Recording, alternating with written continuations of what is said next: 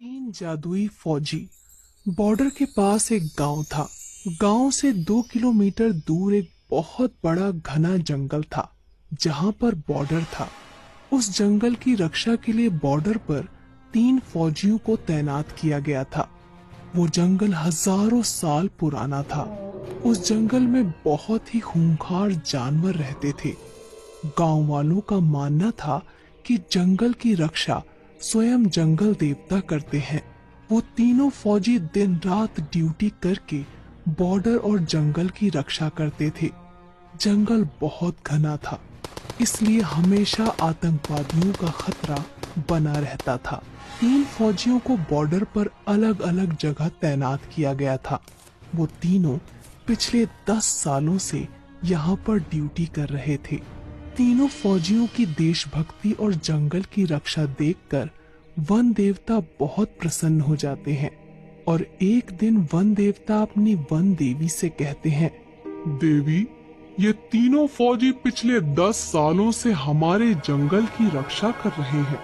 मैं इनकी कर्तव्य निष्ठा देखकर बहुत प्रसन्न हूँ और उन्हें कुछ वरदान देना चाहता हूँ। तब वन देवी कहती हैं, हे नाथ, आप बिल्कुल सही कह रहे हैं। तीनों फौजियों को वरदान जरूर मिलना चाहिए। वन देवता कहते हैं, तो फिर ठीक है देवी, मैं आज ही उन तीनों फौजियों से उनकी इच्छा पूछता हूँ और उन्हें इच्छा अनुसार वरदान देता हूँ। इतना कहकर वन देवता वहाँ से गायब हो जाते हैं और पहले वाले फौजी के पास पहुँच जाते हैं। वो पहला फौजी अचानक से वन देवता को देखकर आश्चर्यचकित हो जाता है और कोई जादुई भूत समझकर अपनी बंदूक से वन देवता को गोली मार देता है। लेकिन उसकी गोली से वन देवता को कुछ नहीं होता और वन देवता कहते हैं, रुको फौजी, मैं वन देवता हूँ। फौजी डरते हुए कहता है, प्रणाम देवता, मैंने आपको पहचाना नहीं, मुझे माफ कर दीजिए। तब वन देवता कहते हैं, कोई बात नहीं फौजी, तुम पिछले 10 सालों से लगातार इस जंगल की रक्षा कर रहे हो। मैं तुम्हारी कर्तव्य निष्ठा से बहुत प्रसन्न हूँ और तुम्हें एक वरदान देना चाहता हूँ। इतना सुनकर वो फौजी बहुत प्रसन्न होता है, लेकिन फिर वो सोच में पड़ जाता है कि वन देवता से क्या वरदान मांगू। मुझे सोना चांदी मांगना चाहिए, लेकिन भला मैं सोना चांदी का करूंगा क्या? वैसे भी मेरी उम्र रिटायरमेंट होने को है। तब वन देवता कहते हैं, क्या सोच रहे हो फौजी? तुम जो भी वरदान मांगोगे मैं तुम्हारी इच्छा अवश्य पूरी करूंगा। तब वो फौजी कहता है, वन देवता, मैं सोच रहा हूँ क्या वरदान मांगू। तब वन देवता कहते हैं, मुझे कोई जल्दी नहीं है, तुम चाहो तो अच्छी तरह से सोचकर वरदान मांग सकते हो। तब तक के लिए मैं चलता हूँ। इतना कहकर वन देवता अंतर ध्यान हो जाते हैं। वन देवता के जाते ही वो फौजी लगातार सोच में पड़ जाता है कि उसे क्या वरदान मांगना चाहिए। वो अपने मन में सोचता है, मेरे पास भगवान का दिया हुआ सब कुछ है। एक अच्छी बीवी है, 2 बाल बच्चे हैं और सभी की जिंदगी खुशी खुशी गुजर रही है। मुझे अपनी देश की रक्षा के लिए कुछ मांगना चाहिए। वो पहला फौजी काफी देर तक सोच विचार करने के बाद वन देवता को पुकारता है। वन देवता तुरंत वहाँ प्रकट हो जाते हैं। बोलो फौजी, तुम्हें क्या वरदान चाहिए? तब वो फौजी कहता है, वन देवता जी, मेरे पास सब कुछ है, लेकिन आप मुझे एक जादुई बंदूक प्रदान करें। उस बंदूक से मैं जो कुछ भी मांगू मेरी वो इच्छा पूरी हो जाए। इसके बाद वन देवता कहते हैं, जैसी तुम्हारी इच्छा, मैं तुम्हें एक जादुई बंदूक प्रदान करता हूँ। इस बंदूक की मदद से तुम कुछ भी कर सकते हो। इसके बाद वन देवता उस फौजी को एक जादुई बंदूक प्रदान करते हैं और वहाँ से गायब हो जाते हैं। वन देवता के जाते ही वो पहला फौजी कहता है, मुझे इस जादुई बंदूक का टेस्ट करना चाहिए। मुझे बहुत तेज भूख लगी है। मुझे शाही खाना चाहिए। और इतना कहते ही उस फौजी के सामने बहुत सारा शाही खाना प्रकट हो जाता है। वो फौजी खाना खाने लगता है। इसके बाद वन देवता दूसरे फौजी के पास पहुंचते हैं।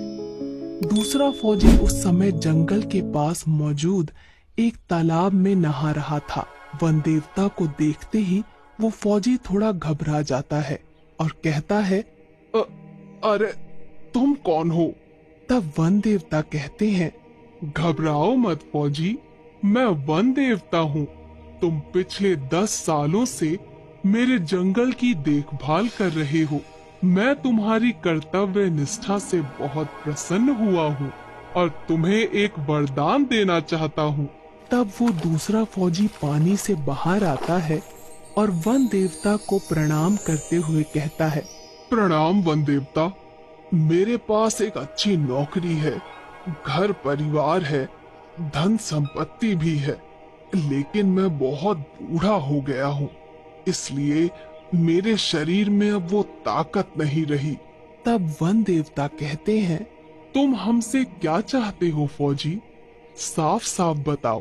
तब वो दूसरा फौजी कहता है, वन देवता, आप मुझे एक जादुई छड़ी प्रदान करें जिससे मेरी हर इच्छा पूरी हो। वन देवता अपने जादू से एक जादुई छड़ी उस फौजी को दे देते हैं और वहाँ से गायब हो जाते हैं। जादुई छड़ी पाकर दूसरा फौजी बहुत खुश होता है और जादुई छड़ी से कहता है, हे जादुई छड़ी, मुझे फिर से जवान कर दो। और इतना कहते ही वो जादुई छड़ी उस फौजी को फिर से जवान और ताकतवर बना देती है।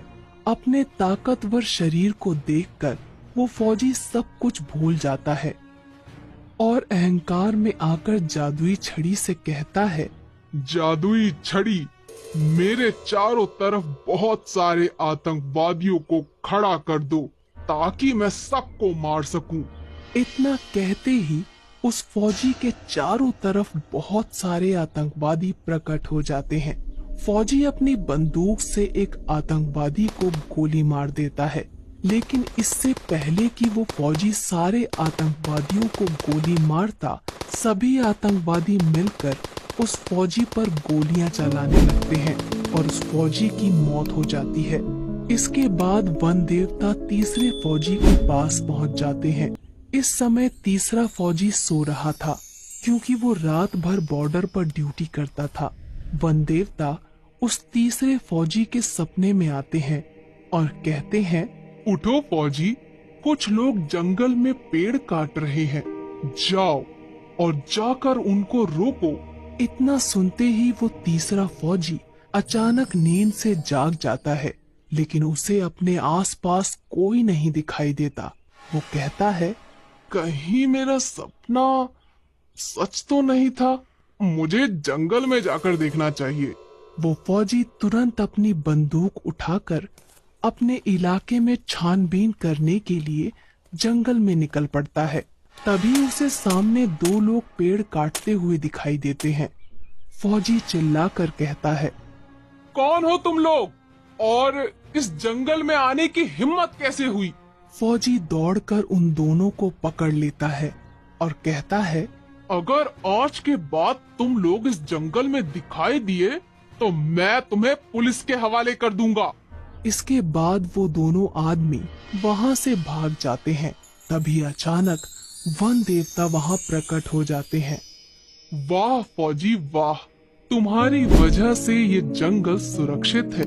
मैं वन देवता हूँ और तुम्हारी कर्तव्य निष्ठा देखकर मैं तुम्हें एक वरदान देना चाहता हूँ। मांगो फौजी, तुम क्या मांगना चाहते हो? तीसरा फौजी थोड़ा सोच विचार करके वन देवता से कहता है, वन देवता, मैं जब भी अपनी वर्दी पहनकर बॉर्डर पे जाऊं तो मुझे कोई देख ना पाए। मैं अपनी वर्दी पहनकर गायब हो जाऊं। तब वन देवता कहते हैं, एक बार और सोच लो वत्स, तुम चाहो तो कुछ और भी मांग सकते हो। वो तीसरा फौजी थोड़ा अड़ियल था। वो वन देवता से यही वरदान देने को कहता है। वन देवता उसे वरदान देकर वहां से चले जाते हैं।